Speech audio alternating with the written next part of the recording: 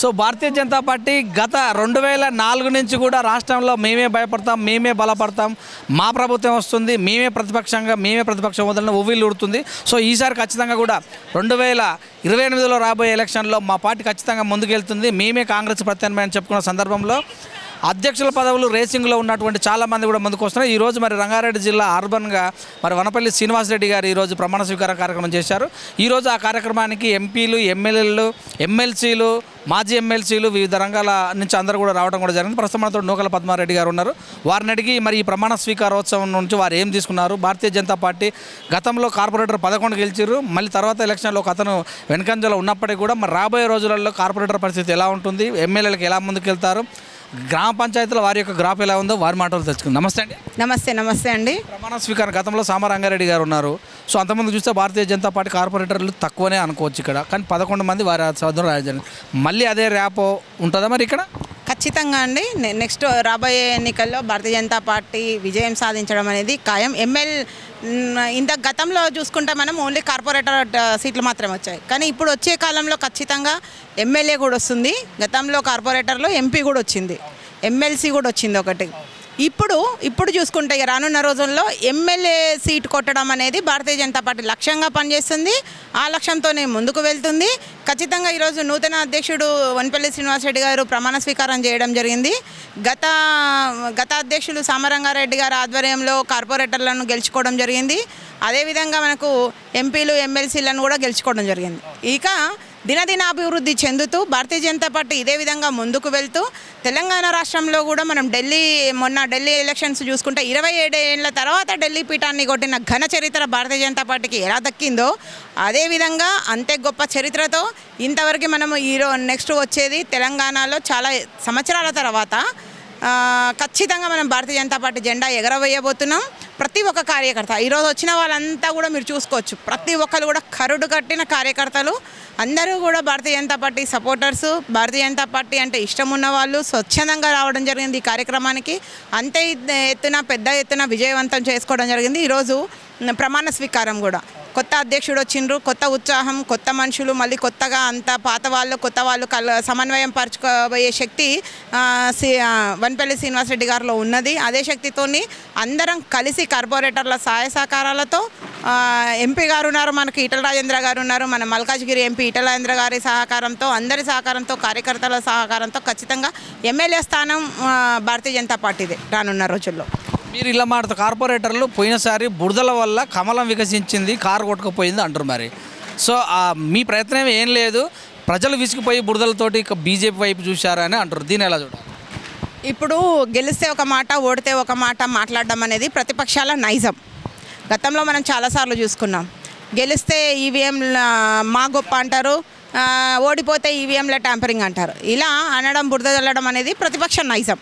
కానీ భారతీయ జనతా పార్టీ మరి మొన్న వరదలు ఏవీ లేవు కదా, మరి మొన్న ఎంపీ ఎలక్షన్లో 4 లక్షల మెజారిటీ ఎట్లా వచ్చిందంట? దానికి సమాధానం ఎవరైనా చెప్పగలరా? రేవంత్ రెడ్డి డమ్మీ క్యాండిడేట్ని పెట్టి ప్రోత్సహించి ఈటెలు అంటారు.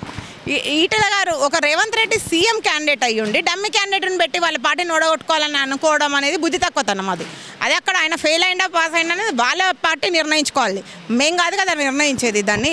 ఈరోజు 4 లక్షల మెజారిటీతో ఎంపీ గారు గెలిచిండ్రు అనేది అది నగ్న సత్యం. ఆ రోజు వరదల వల్ల గెలిచిండ్రని ఇప్పుడు మీరు అంటున్నారు. మరి ప్రతిపక్షాలే అనొచ్చు, ప్రతిపక్షాల మాట మీ తరపున మేము విన్నాము. అయితే సరే, మీ తరపునే మేము విన్నాం అనుకోండి. మరి ఇప్పుడేం వరదలు రాలేదు కదా, ఏమి వర్షాలు రాలేదు కదా, అయినా సరే స్వచ్ఛందంగా భారతీయ జనతా పార్టీకి కరుడు కట్టిన కార్యకర్తలు ఉన్నారు.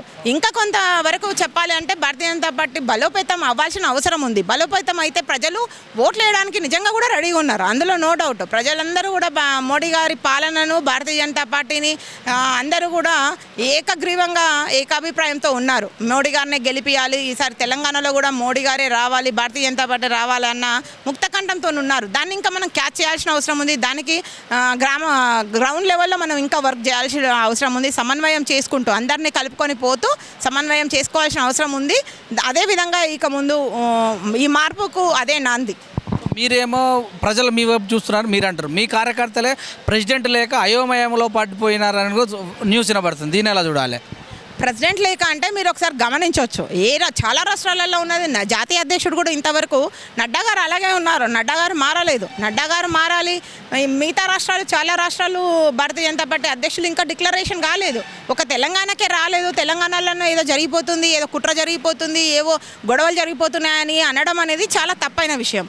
అందరితో పాటు అందరి వచ్చి మనది మాత్రమే తెలంగాణ ఒకటి మాత్రమే రాకపోతే ప్రజలు ఆ మాట అనాలి. కానీ ఈరోజు చాలా రాష్ట్రాలు పెండింగ్లో ఉన్నాయి. చాలా రాష్ట్రాలు పెండింగ్లో ఉన్నాయి. ఆ రాష్ట్రాలన్నీ కూడా అధ్యక్షులను నియమించవలసిన అవసరం ఉంది. దాంట్లో భాగంగా తెలంగాణకు కూడా నియమిస్తారు. అది త్వరలో అది జరుగుతుంది. వచ్చిన తర్వాత అందరూ ఎవరు వచ్చినా సరే అధ్యక్షుడిగా అందరూ పార్టీకి కార్యకర్తలు అందరూ కూడా రాష్ట్ర అధ్యక్షునికి కలిసి పనిచేయడం అనేది భారతీయ జనతా పార్టీ ఒక సిస్టమేటిక్ సిద్ధాంతంతో కూడిన పార్టీ, ఒక సిస్టమేటిక్ గల పార్టీ. ఎవరు అధ్యక్షుడున్నా అందరం కూడా కలిసి పనిచేస్తాము. ఒకప్పుడు భారతీయ జనతా పార్టీలో వేరు, ఇప్పుడు వేరు. ఇప్పుడు ముద్రాజు వర్సెస్ మున్నూరు కాపు అన్నట్టు నడుస్తుంది అంటారు, మరి నిజమేనా? ముద్రాజు వర్సెస్ మున్నూరు కాపు కాదండి. అక్కడ అది భారతీయ జనతా పార్టీ. భారతీయ జనతా పార్టీలో ప్రాంతీయ పార్టీలాగా కుమ్ములాటలు ఉండవు. ఇదంతా కూడా మీడియా సృష్టి. బయట ప్రజలు కూడా కాదు, జస్ట్ మీడియాలో ప్రతిపక్షాల సృష్టి, మీడియా సృష్టి, ప్రతిపక్షాల సృష్టి. ఇలా జరుగుతుంది, అలా జరుగుతుంది. ఏ ఒక్క రోజు కూడా ఒకే స్టేజ్ మీద ఉన్నప్పుడు అందరూ కూడా కలిసికట్టుగానే ఉంటారు, కలిసికట్టుగానే మాట్లాడుతుంటుంటారు. ప్రతిపక్షాలు భారతీయ జనతా పార్టీ మీద బురద జల్లడం కోసం ఇక్కడ ముదిరాజు అని అది వాళ్ళు కులాల పేరు పెట్టి కులాలతోని వాళ్ళు కించపరిచే విధంగా మాట్లాడడం. కానీ ఎప్పటికీ కూడా భారతీయ జనతా పార్టీ ఒకటే, అందరం ఒకటే, కార్యకర్తలతో సహా ఎంపీ ఎమ్మెల్యేలు అందరూ కూడా భారతీయ జనతా పార్టీ పెద్ద నాయకులు అందరూ కూడా ఒకటే దాటిపైన నడుస్తారు. మహిళల అభివృద్ధి ఎలా ఉండబోతుంది? రాష్ట్రంలో అక్కడక్కడ చదరమరు సంఘటనలు కూడా జరుగుతున్నాయి కదా. సో భారతీయ జనతా పార్టీ ఎలా ముందుకెళ్తుంది? భారతీయ జనతా పార్టీ ఖచ్చితంగా అండి చిన్న సంఘటనలను ఎదుర్కొంటేనే కదా రాజకీయ పార్టీ బలోపేతం అవుతుంది. ఖచ్చితంగా బలోపేతం అవ్వడానికి ఈ సంఘటనలన్నింటినీ ఛేదించుకుంటూ, ఈ వలయాలన్నింటినీ ఛేదించుకుంటూ భారతీయ జనతా పార్టీ ముందుకు వెళ్తుంది. భారతీయ జనతా పార్టీ లక్ష్యాన్ని నెరవేరుతుంది. ఈ సందర్భంగా ప్రజలకు ఏం చెప్తారు? ఈరోజు పురస్కరించుకొని అటల్ బిహారీ వాజ్పేయి గారి 100వ శతాబ్ది బర్త్డే పురస్కరించుకొని. అటల్ బిహారీ వాజ్పేయి గారు ఆయన ఒక పెద్ద నేత. గతంలో ఆయన ఉన్నప్పుడు కూడా మంచి రిజల్ట్, దేశం వ్యాప్తంగా కూడా ఆయన పీఎంగా ఉన్నప్పుడు మంచి రిజల్ట్ ఉండడం జరిగింది. అదేవిధంగా ఇప్పుడు మోడీ గారి హయాంలో కూడా అదే వచ్చింది. ఆ రోజు ఆయన అన్నారు ఏదో ఒక రోజు ఖచ్చితంగా కమలం వికసిస్తుంది అని. అదేవిధంగా ఈరోజు తెలంగాణలో, ఢిల్లీలో ఏమీ లేని ఢిల్లీలో ఇప్పుడు తెలంగాణలో కూడా నిజంగా కమలం వికసించింది. కాబట్టి ఈరోజు అటల్ బిహారీ వాజ్పేయి గారు నిజంగా కూడా ఆయన ఆత్మ శాంతిస్తుంది. Thank you madam.